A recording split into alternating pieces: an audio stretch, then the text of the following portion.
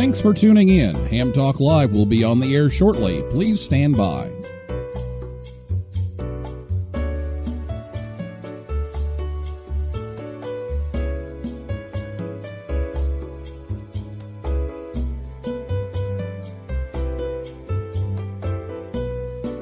This episode of Ham Talk Live is brought to you by Tower Electronics. For connectors, cables, and more, call 920-435-2973 or visit pl-259.com. And by ICOM. Heard it, worked it, logged it. Visit www.icomamerica.com/amateur for more information about ICOM radios. It's Ham Radio.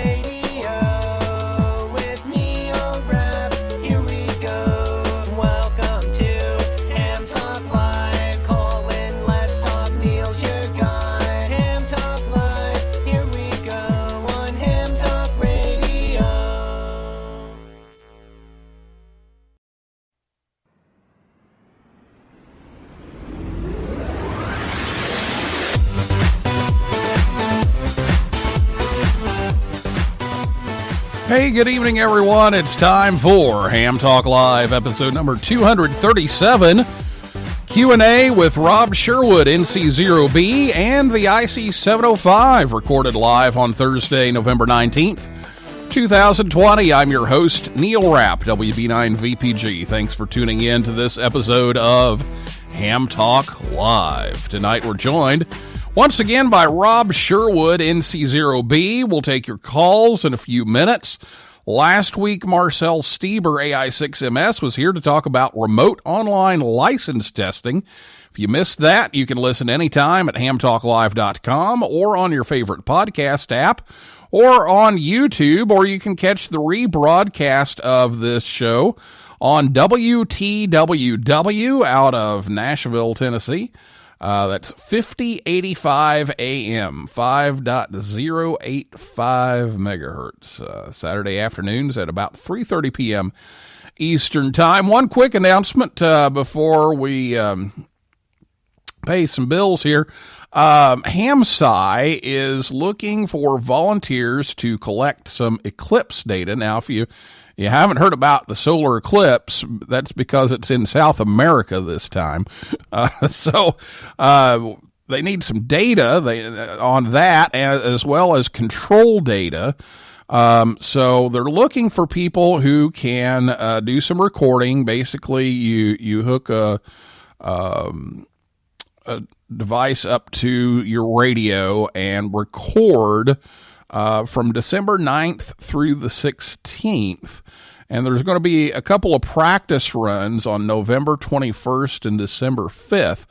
And they're trying to collect propagation data when the next eclipse comes through. But again, that won't be visible here in North America. It'll be down in South America. So if you can do that, if you can record some HF propagation for a week or so, go over to hamsci.org. That's HAMSCI.org.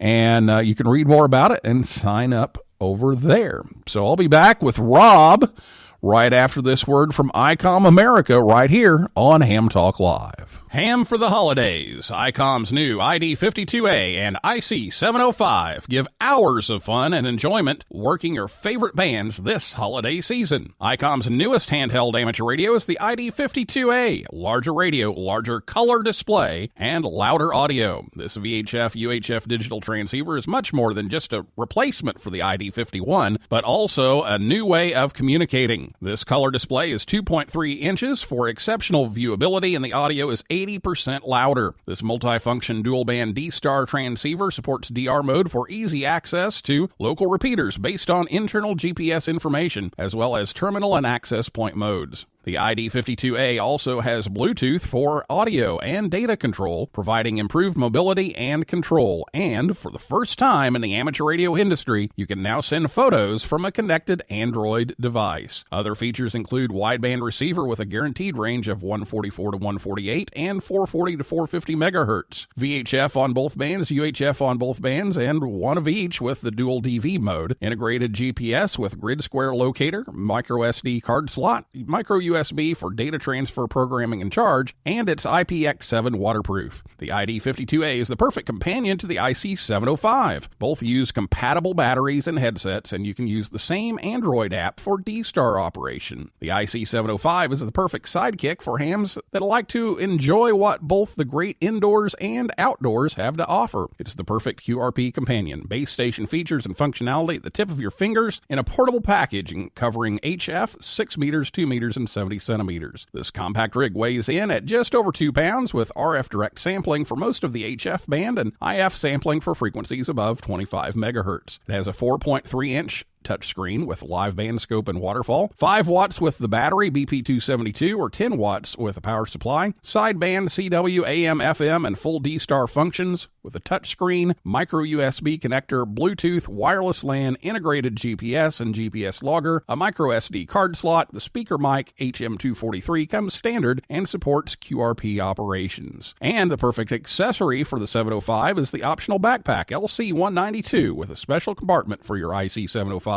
and room for accessories for soda activations or a day in the park, and it's shipping now. Visit icomamerica.com/amateur for more information on ICOM radios. What's that call sign again? WB9VPG. That's right, Delium 9 Bante Pterodactyl Gnat, right? You are listening to Ham Talk Live with Neil Rapp, WB9VPG.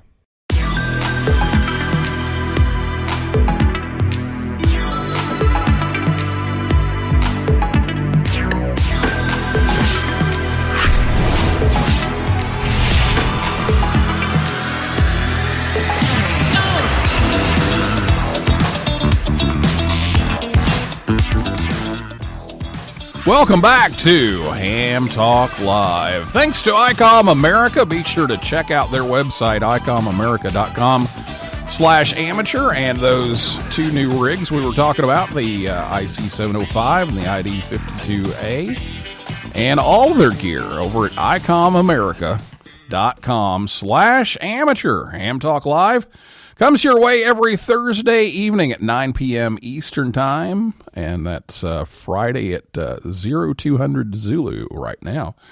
That we've got daylight savings time out of the way. So tonight, Rob Sherwood is back with us, NC0B. He was here on episode 234 3 weeks ago, but thanks to Windows Update, the phone lines were ringing but couldn't be answered. And so I started the laptop up instead of 2 hours early. I started it up like 5 hours early today. So we've got everything functioning, or at least at the moment it is. We hope it stays that way. But immediately he said, why don't we do this again, and we'll just do the Q&A. So we're going to do that tonight. He is gracious enough to come back and take your calls. In 1974, Rob started Sherwood Engineering, offering Drake radio upgrades, and started testing transceivers in 1976. And he's tested over 100 now, and that data is all available at Sherwood Engineering's website at SHERWENG.com, or NC0B.com may be the easier way to get that website up. But Rob, thank you so much for coming back. Well, my pleasure. Good afternoon to you, or good evening. Yeah, we had so much to talk about, and we still went overtime, even without the phones running. So we're going to dedicate a lot of time to taking questions tonight. But in the meantime, you received that IC-705 that you had just ordered a couple of days before the show. And so now you have your lab data on the IC-705, and I've seen some people talking about that and where it is and what that all means. And for full disclosure, ICOM is a sponsor of Ham Talk Live, so we will say that. But when you were here, you were still waiting on it to arrive. But now that you've run it through the lab, what were your findings on it? Well, I was quite happy with it. And see, it's been up on my website since November 7th. My testing has continued. Matter of fact, the most recent update to the long form report, several pages now, you can download that at NC0B.com/705. No letters in there, just NC0B.com/705. And I added the VHF UHF data that I didn't have right off the bat. And then I added transmit composite noise this past weekend using Perseus and down converting the signals from the VHF frequencies. So it's really performs quite well. And you consider it draws 200 mils approximately on receive. In comparison to like a 7300 draws about an amp, and the 7610 draws maybe 3 amps or something like that. So it's a lot in a small package for sure.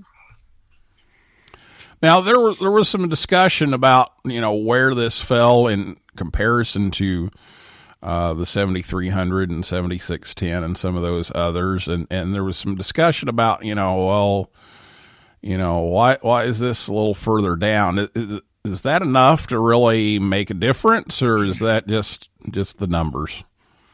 Well, it's still a big number. I mean, W8JI and I have said for decades, your 80 dB radio is really plenty good most of the time for most of us, not every RF environment. But one thing to notice, if you really want to compare the 705 to the 7300 or the 7610 or even the 9700,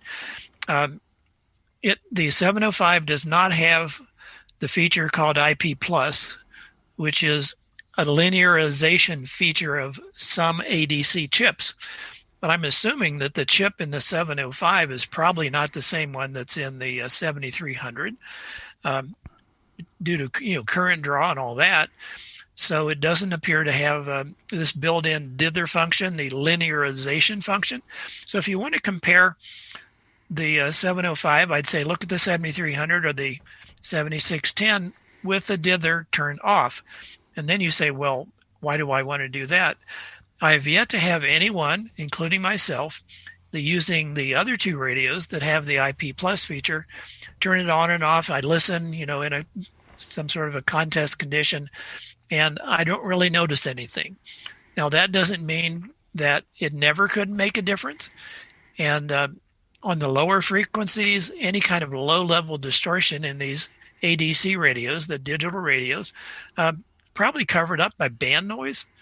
If you're in a quiet location on 10 and 12 meters or 6 meters, for instance, maybe, theoretically, those distortion products that are covered up by band noise on 40, 80, 160, maybe they'd be heard. So just don't get freaked out saying this number, it's only 88. Gee, 20 years ago, we wish we had an 88 dB radio. And then considering that most of us are going to be using it in a portable environment, at least part of the time, how many of us have a 3-element Yagi out on the park bench? So don't get too upset about it. Yeah, it's I've had the same experience as you, and we even tried the IP Plus during field day, and we always said, well, 7300 may not be the best radio to run during field day because of other radios in the near vicinity, and we used it and didn't have any trouble at all. And so we thought, well, let's just try the IP Plus just to see what it'll do. And I really could tell very, very little difference. And it actually worked just fine with the IP Plus on. Some people were having an issue with that, but we didn't. I can't say that it's always going to be that way, but But I'm like you. I can't really tell a whole lot of difference at that level. Well, now, do you happen to know how old that 7300 was? Yeah, I don't know if it was before or after that change that you talked about last time. I need to look and see if it was before or after that. I think it was before, though. I mean, the first maybe 10,000 approximately, don't really know. It did raise the noise floor, which on 40 meters would matter not. 10 meters, yes. But if you don't need it on 10 meters, for instance, well, then keep it off. Pretty simple. The other thing I want to comment is, these numbers for an ADC, direct sampling radio, are not exact because every chip is slightly different. And so you'll notice that their second sample for the 7300s, for the 7610, and they're different by a modest, some number of dB. So I don't have two copies of a 705, but these numbers are not as consistent as our old-fashioned, well, I shouldn't say old-fashioned, our legacy super hits. But again, that's really kind of in the noise to make a pun. So the radio has features that I can't imagine I'll ever even learn to use. I mean, I saw this wonderful 20-minute YouTube by OH8STN, and he's doing digital things I didn't even know existed with his laptop out, on a park bench or up on a mountain. So the feature richness is amazing. Plus, it's all in one box. I just noticed on QTH.com, there's someone wanting to sell their KX3 and a PX3 and a microphone and all the cables because they want to have a 705. Well, you've got one box instead of multiple with all these interconnect things. So you can hook up your IC-705 with one micro SD, a micro, a micro USB connector on one end, a standard USB on the other end, and you're done. Yeah, it's nice to have. Yeah, it's nice for digital to have all that that interfacing right there in the rig. That definitely helps. Well, any other things on the 705 before we move on to the questions? Well, let's just see what questions maybe the users have. Okay. All right. Well, we're going to take a little bit of an early break here, but we want to give plenty of time for the calls. So let me give you the phone number to call, and what'll happen is the system will put you in a queue, so you'll be hearing hold music. Just keep holding there, and it will patch everybody through one at a time. It's 859-982-7373. So again, you can call that number in just a little bit, and it'll just put you in line. So just hang on there, and we'll get through as many questions as we can. And I saw another tweet just come through, so we've got a couple of those questions already. So we'll start addressing those when we come back. But again, the phone number is 859-982-7373, and we'll give that out a few more times here after the break. So we'll come back with Rob and talk more about all these cool radios right after this word from Tower Electronics right here on Ham Talk Live. Thank you for a lovely dinner. Aren't you going to ask me in to solder some PL259s? Well, I do have some from Tower Electronics. How can I refuse? Consider the sophisticated quality of PL259s from Tower Electronics. From soldering supplies to adapters, connectors to cables, and all types of connectors, Tower Electronics has the parts you're looking for. Well? Just one more connector? You know I love your PL259s. Then by all means, take some with you. Don't be caught without PL259s. Visit Tower Electronics at a Hamfest near you, or visit them online anytime at pl-259.com or call 920-435-2973. They also have ham sticks, mobile antennas, and meters too. See the whole catalog. Go to pl-259.com. Tower Electronics, the ham's dime store since 1978.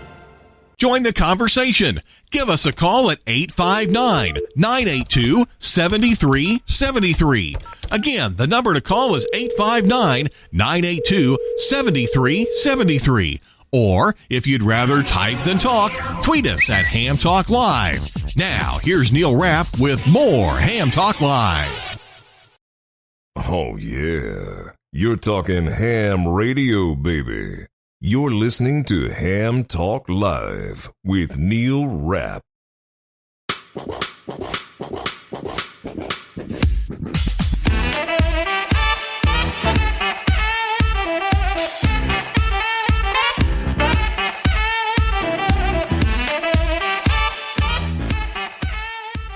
Welcome back to Ham Talk Live. Tower Electronics is back out on the HamFest tour. So keep an eye on these as COVID-19 permits. But on the schedule right now, this weekend, November 20th and 21st in Montgomery, Alabama. And then Ocala, Florida, December 4th and 5th. Plant City, Florida, December 11th and 12th.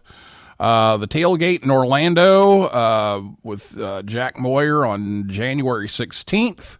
Arcadia, Florida, January 23rd. Dalton, Georgia, February 27th. But you can visit them anytime at pl-259.com. But again, numbers are up so on COVID. So make sure you check those out before you go.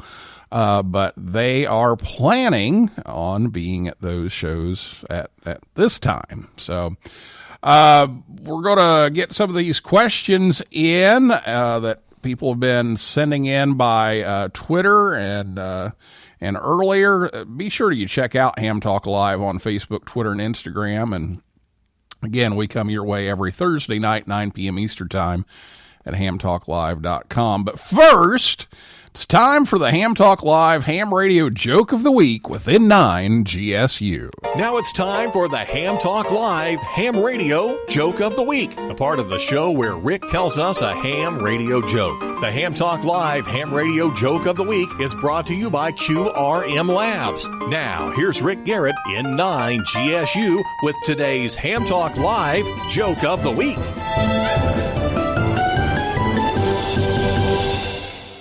I sat down to write a joke about QRM, but I was afraid it wouldn't be well received. This has been the Ham Talk Live Ham Radio Joke of the Week with Rick Garrett in 9 GSU. Tune in again next week for another joke from Rick. Oh, there we go. Some QRM. Well, thank you, Rick. And we're back with Rob Sherwood, NC0B, and we're going to start taking your questions here. And we'll do that by Twitter, and we'll do that on the comments here on Spreaker if you're signed in to Spreaker. And we'll also take phone calls. So it is time now for your phone calls. So give us a call right now if you have a question for Rob at 859-982-7373. Again, 859-982-7373. Or if you'd rather type it, go to Twitter and go Ham Talk Live on Twitter.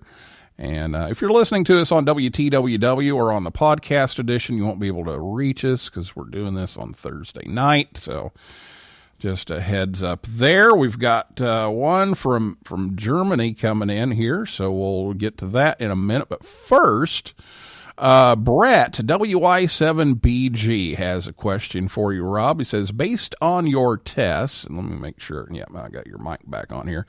Based on your tests, what features do you think are most important in a state-of-the-art radio? Is it the number of bits in the ADC? Is it superhet versus direct conversion? Is it roofing filters? Or something completely different? Okay, well, there's a lot of questions there. So first off, I'll say on bits, whether it's a 14-bit or a 16-bit matters not. ADCs have noise. Now, if there was no such thing as noise, then it would make a difference. But if you do the math, the difference in dynamic range of a 14-bit versus 16-bit is a fraction of a dB. So that's in the noise. Well, you mentioned direct sampling and direct conversion and superhet. So those are all different ways to come up with the same thing. We want RF in and audio out.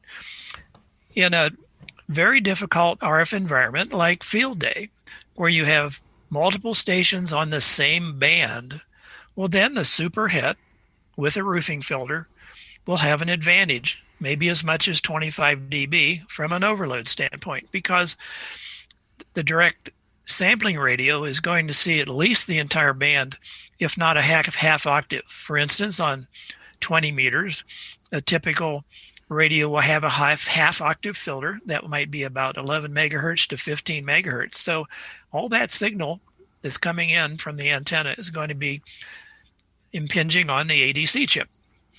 Well, with the more legacy radio with a roofing filter, even if it was an older radio that had a 15 kC roofing filter as opposed to like a K3 with a 2.8 or a 500 hertz, the roofing filter is going to get rid of most of the signals before it goes downstream. Now, the KX3, for instance, or the KX2, is a direct conversion. That means it goes right to baseband audio.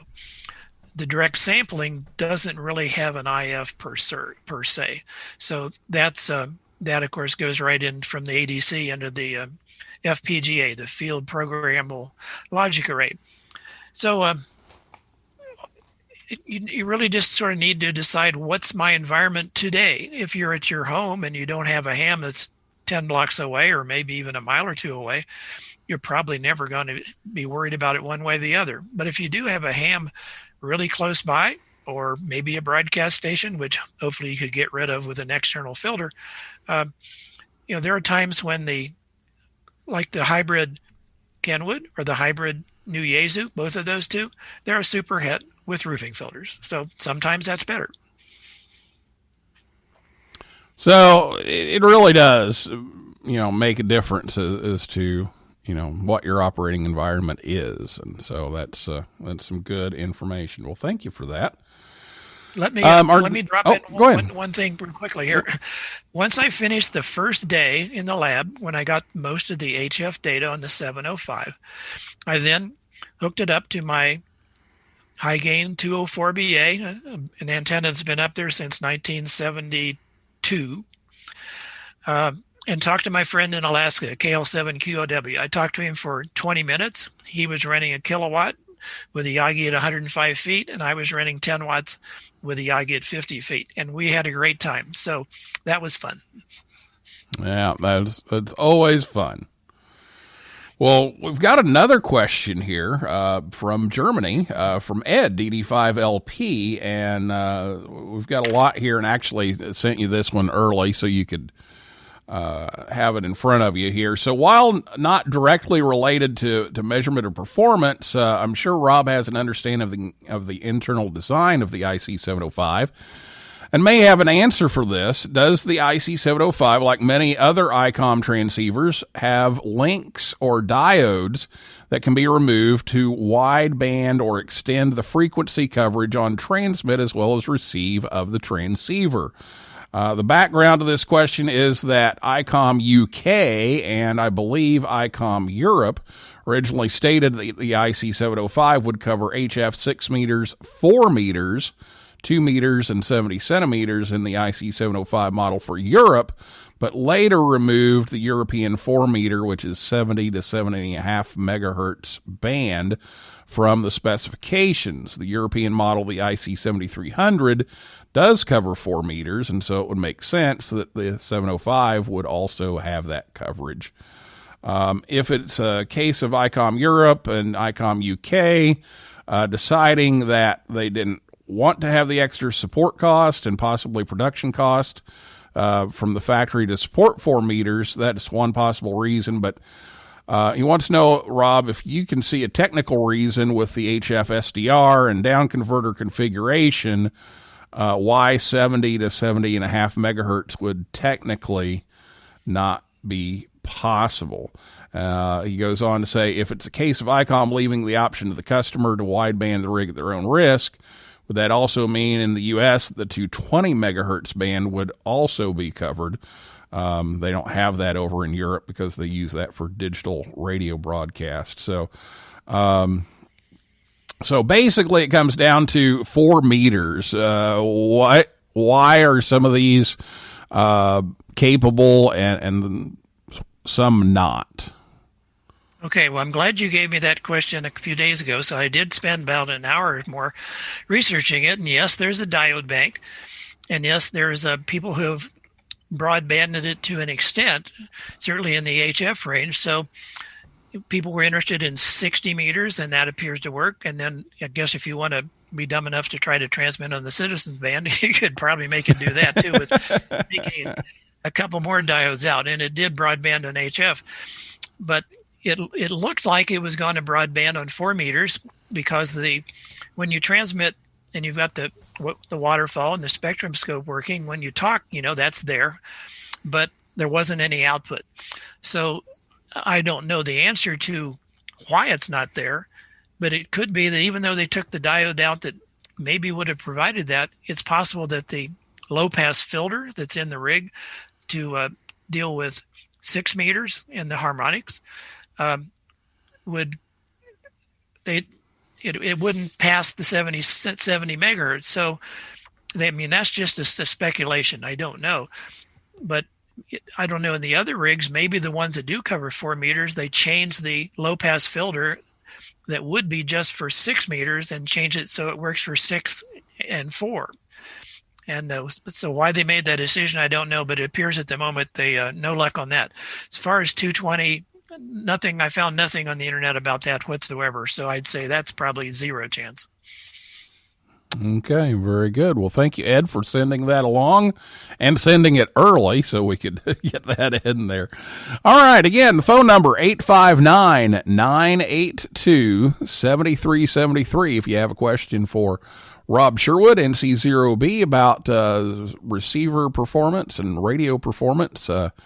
Give us a call right now. Again, 859-982-7373. We've got another one here that's asking about the 7610 and the 590. Any comparisons between those? Well, for a long time, the 590S and the 590SG were the best bang for the buck. They were a fine transceiver. They had some unusual heterodyne methods because it was a down conversion radio, a low IF version on most of the bands, except for the work bands, 10 meters and 6 meters. So from maybe a CW contest standpoint, it didn't perform as well on 6 meters as, for instance, an Eagle, which didn't have the unusual difference in the way the mixing worked.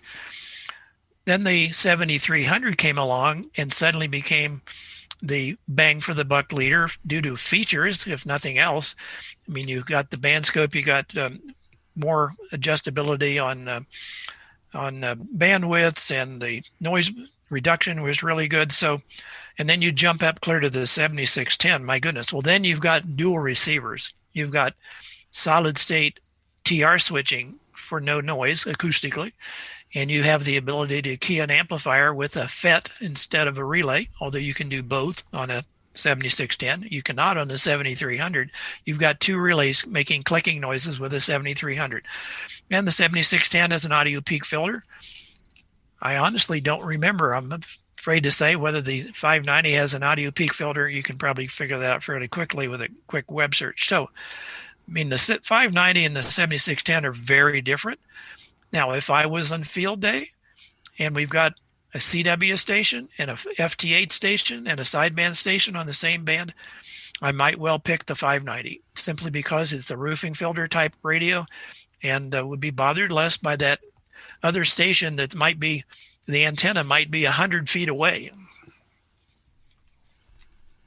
Okay. Well, that sounds like a good answer, and again, goes back to environment, which seems to be a theme here tonight. 859-982-7373 is the phone number. Give us a call. Phone lines are open, and we'll take your calls and questions here.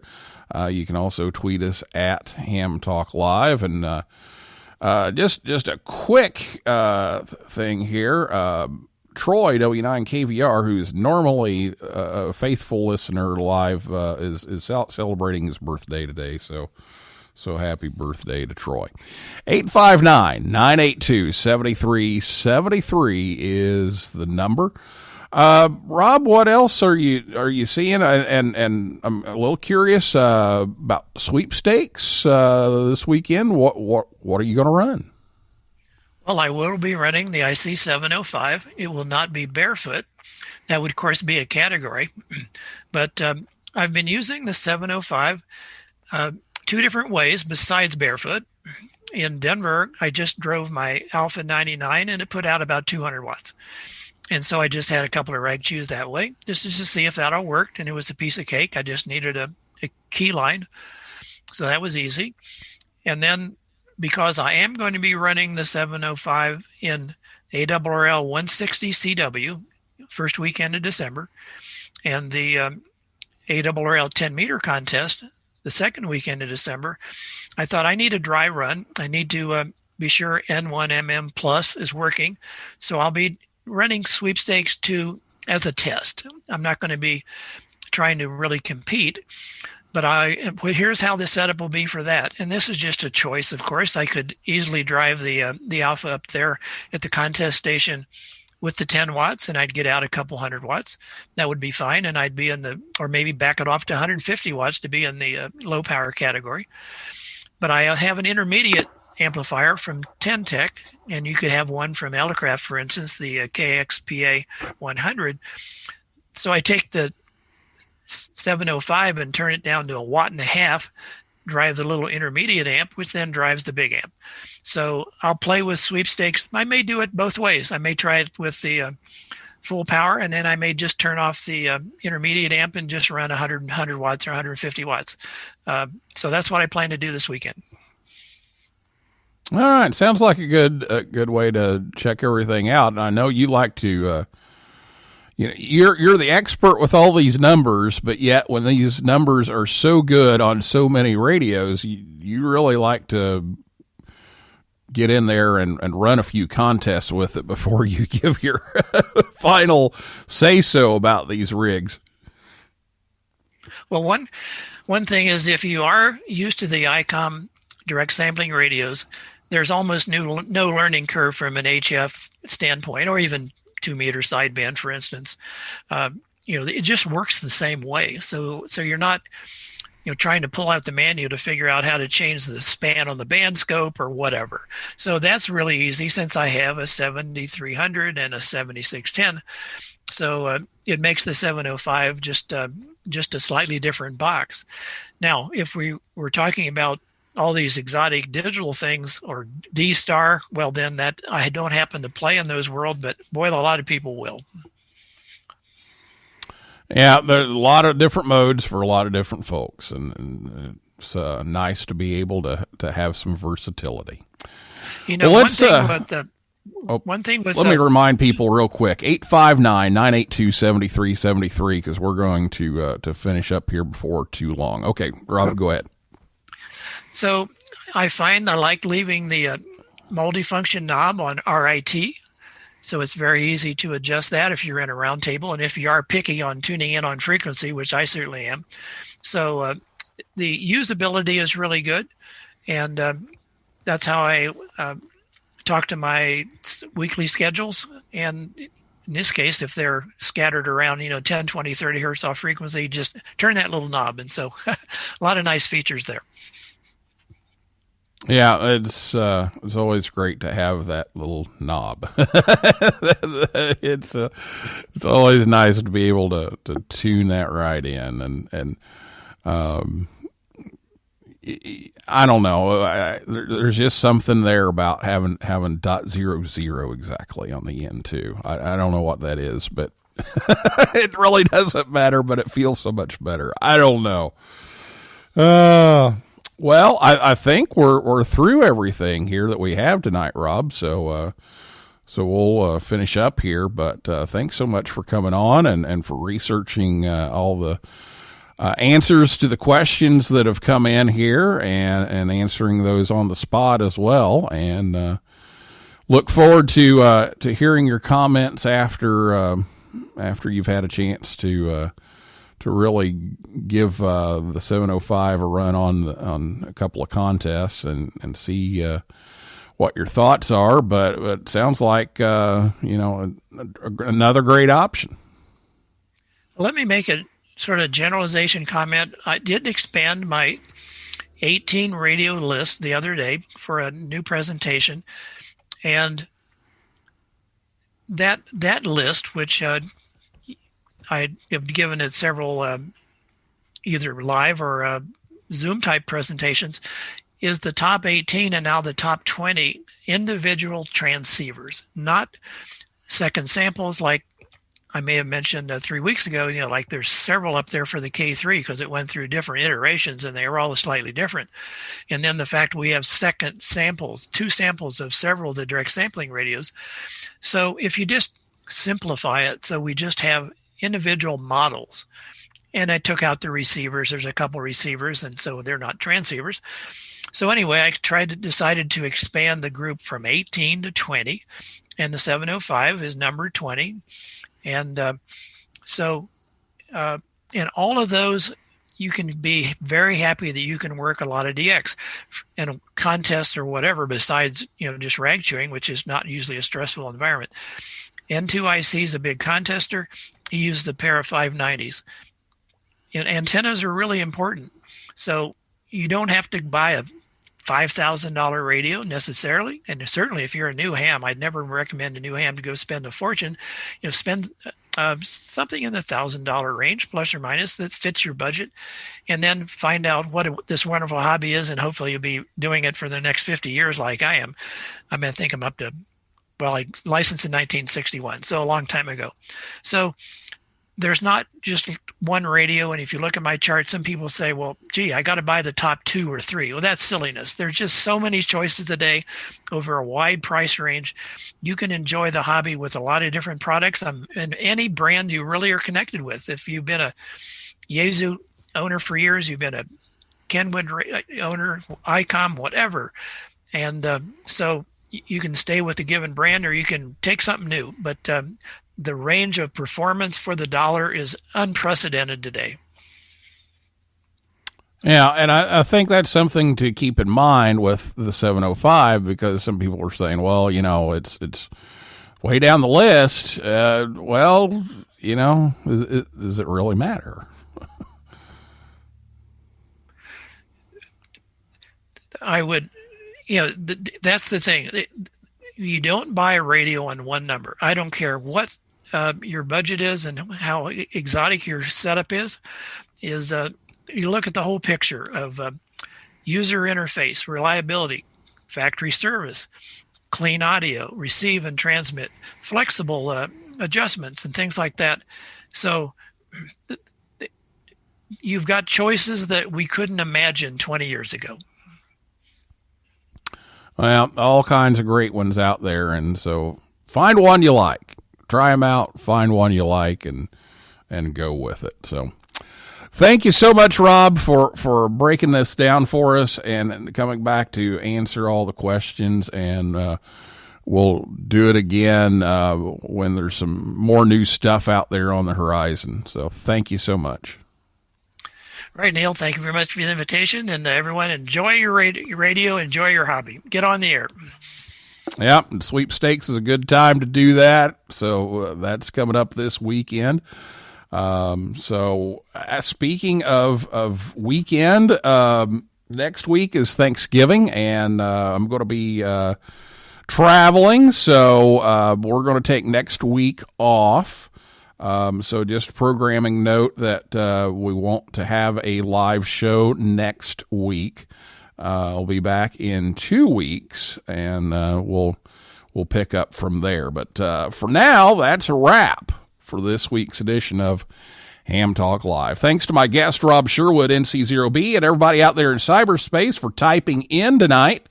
And again, next Thursday is Thanksgiving, but I'll be back in 2 weeks on Thursday night, 9 p.m. Eastern Time. And we'll be talking about the upcoming December Yoda Month special event. So December is a time when youth get on the air for a special event. And last year racked up over 120,000 contacts, and they're going to be on the air again. So we'll talk about that then. And for a list of all of our upcoming guests, visit HamTalkLive.com. And if you like the show, please leave us a review on iTunes or wherever you listen. That helps others find us faster. So for now, this is Neil Rapp, WB9VPG, saying 7375, and may the good DX be yours.